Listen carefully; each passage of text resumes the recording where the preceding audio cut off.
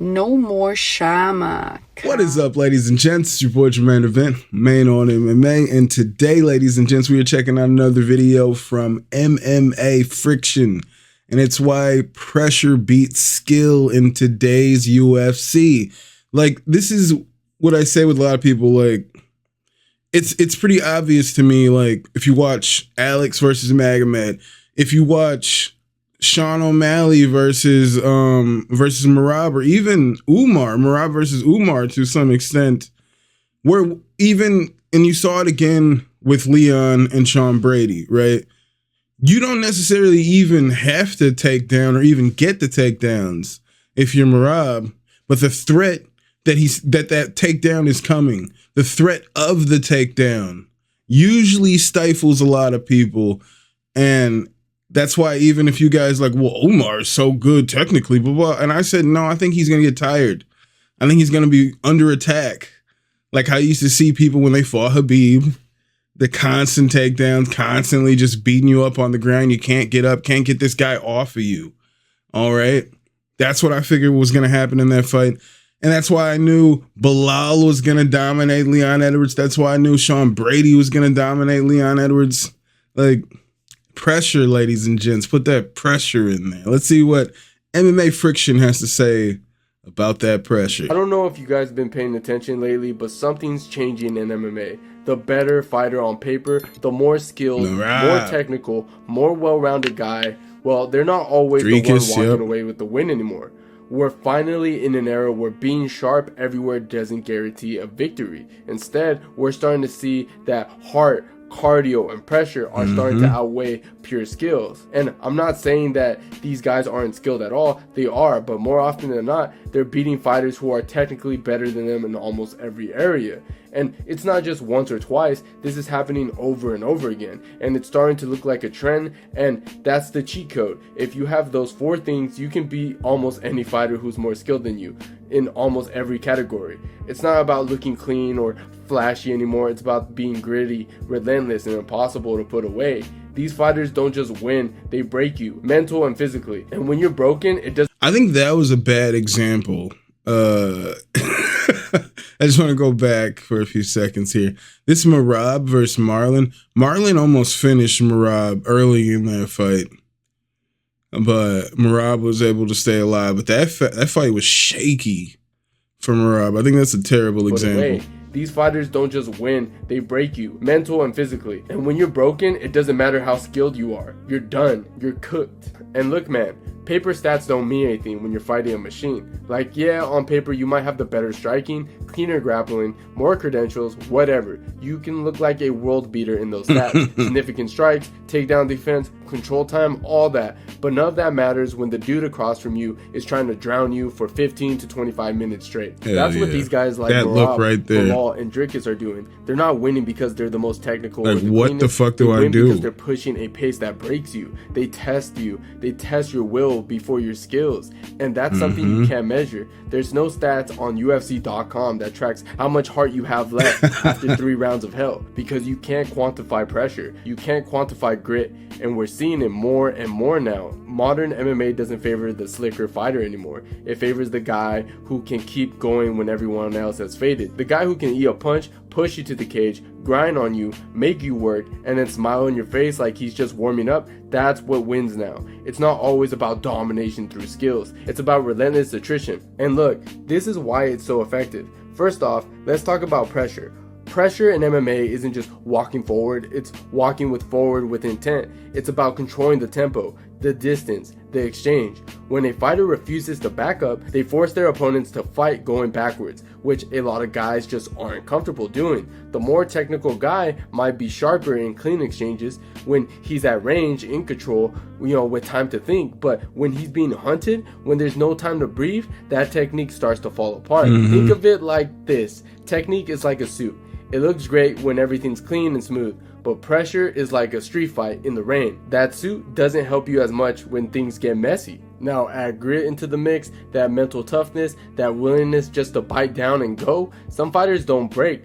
They may bleed, they might wobble, but they don't stop. And when someone keeps coming at you after you hit them with your best shot, it's demoralizing. You're used to guys respecting your power, slowing down, giving you space. But this guy, he's inviting chaos, and chaos favors the dog. Now here's the big one. Cardio is a weapon. If you have an endless tank, you can weaponize a pace. You can turn a 3-round fight. I want to rewatch this Brady Bilal fight. It's aged very well, I would say. I watched it. I was at work. I remember when it happened. I was saying to my wife, it's funny because when this fight happened, Brady versus Bilal, I was at work screaming, flipping out, yeah, Bilal. And then on Saturday, I was at work watching Brady beat Leon, and I'm like, fuck yeah, Brady.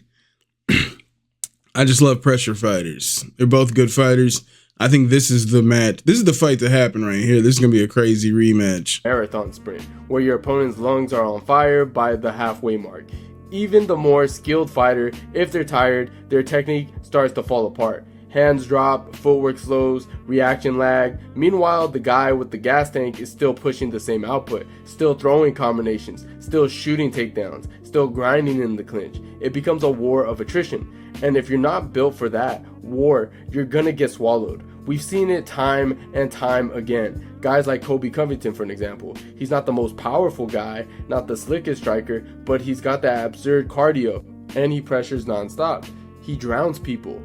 I mean, Merab Dvalishvili is another one. The dude practically shoots 400 takedown attempts per fight, never slows down, doesn't care if you stuff them. He just keeps going. Clay Guida back in the day, a tornado in a human form. Sean Brady's another name. Maybe not the cleanest striker, but he grinds people down with pressure and wrestling. We just saw that with the Leon Edwards fight.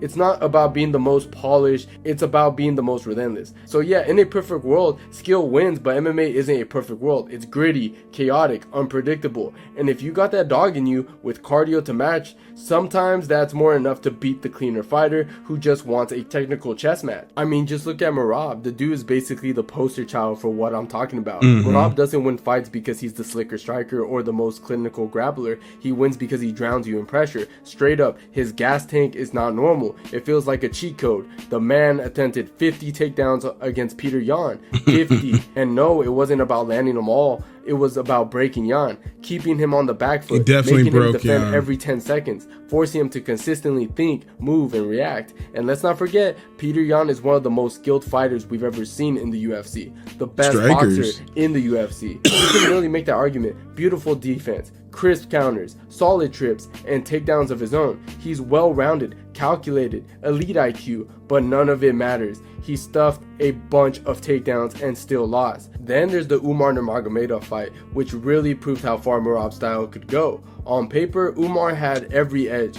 better striking, cleaner grappling, actual finishing threat. Early on, he looked great, took Merab down, was landing shots, looked comfortable. But then the pace started creeping in. Merab just kept coming like the Terminator with a gas tank. And by round 3, Umar started slowing down. He started reacting instead of acting. You started seeing a significant slowdown. Merab just started bullying him. Physically, mentally, everything. He made a Dagestanian start sprawling on feints. That's wild. You could literally see the shift in Umar's body language. It was like, damn, how do I get this guy off me? And the truth is, you don't. Now let's shift to Bilal Muhammad versus Leon Edwards, which is another perfect example of this. On paper, Leon was the better fighter, better striker, better footwork, solid wrestling defense. He stuffed Usman, he stuffed Kobe, so naturally people thought he would handle Bilal the same way, but that wasn't the case at all. Bilal came in with a purpose, with heart. He was fighting for something bigger. And you can see it in the way he fought. He wasn't there to edge out rounds. He was there to take the fight from Leon. He pressured him, mixed in takedowns, and even outstriked him at times. And when I say break, I don't mean quit.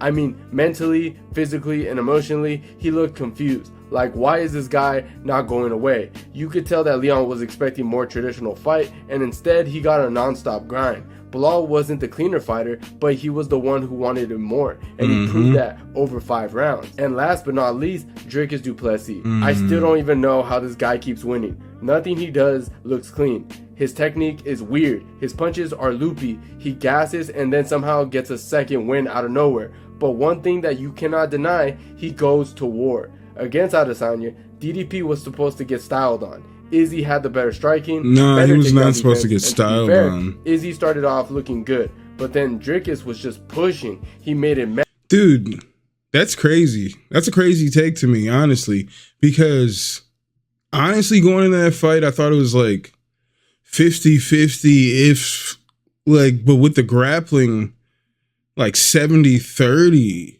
And like, I thought Izzy looked great in his striking in contrast to how I thought his boxing looked phenomenal in this fight.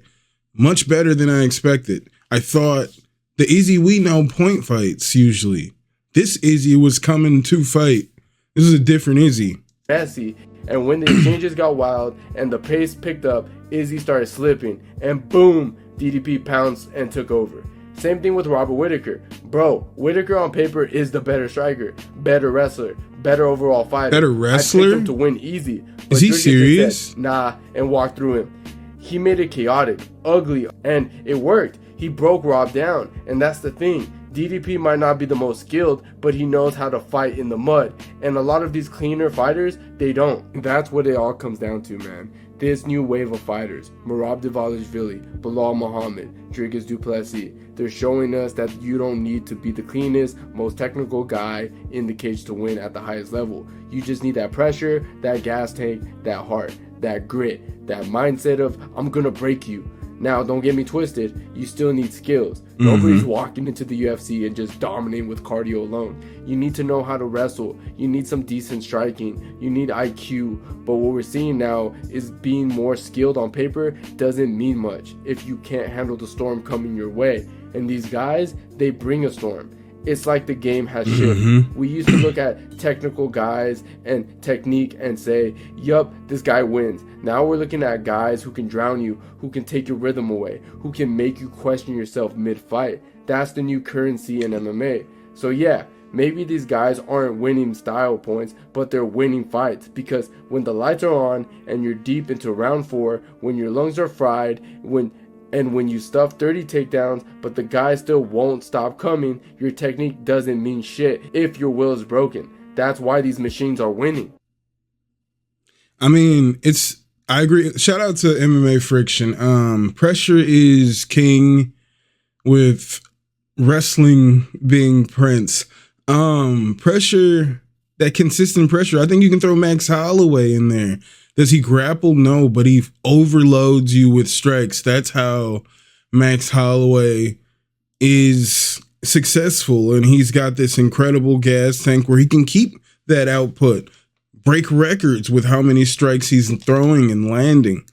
I think you can definitely throw Max Holloway in there as far as like a pressure fighter, staying in your face, overloading you. I think, yeah, I agree with this. The pressure beats skill 100% of the time. Well, I'd say most of the time, not 100% of the time. Most of the time, it should win. You know what I'm saying?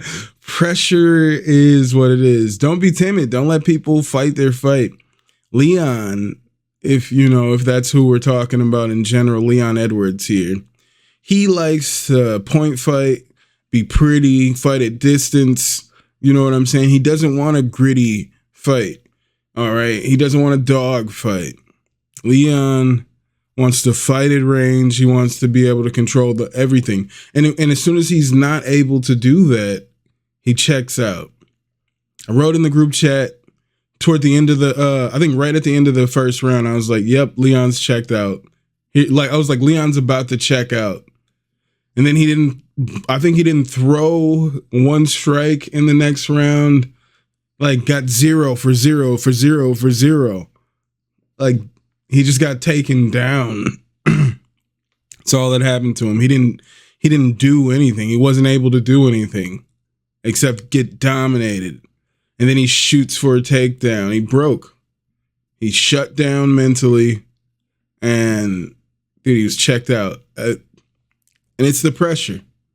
It's the pressure that these people are putting on him. We've seen if people like Nate Diaz will give you space, you can work. You know what I'm saying? If you got people who are willing to do that dance, Umar, Corey Sandhagen, you could look like a beast in there. But as soon as you put Merab in there with anybody. Jose Aldo, in there with Petr Yan, in there with O'Malley, all your best strikers, even Umar, people you were saying can wrestle. His pressure is what dominates in the situations, man. Pressure is definitely king. I agree with the overall sentiment there, but I disagree on some points from MMA Friction. But y'all head on over to MMA Friction, give them a like, give them a subscribe, leave them a comment, let them know I sent you. But once again, thank you guys for being here. Let me know what you guys think about that pressure in the comments, and I will see you guys soon. Be easy. I'm more Francis Ngannou. I be the biggest problem out of any nigga I know. A little old school like some 45 vinyls. You niggas old duels, what that do to the wino? I do it the commercial way, pay without the splits.